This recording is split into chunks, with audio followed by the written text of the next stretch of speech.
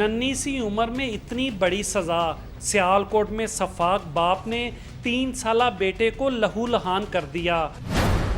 बात ना मानने पर फूल से जिस्म को डंडों के निशान से भर दिया। अली हमजा को जख्मी हालत में अस्पताल पहुंचाया गया। आपको किसने मारा है? पापा थे। किसके साथ मारा है? तू बोला तो किसके साथ मारते थे वो? डंडे ना। इतला मिलने पर चाइल्ड प्रोटेक्शन ब्यूरो हरकत में आया।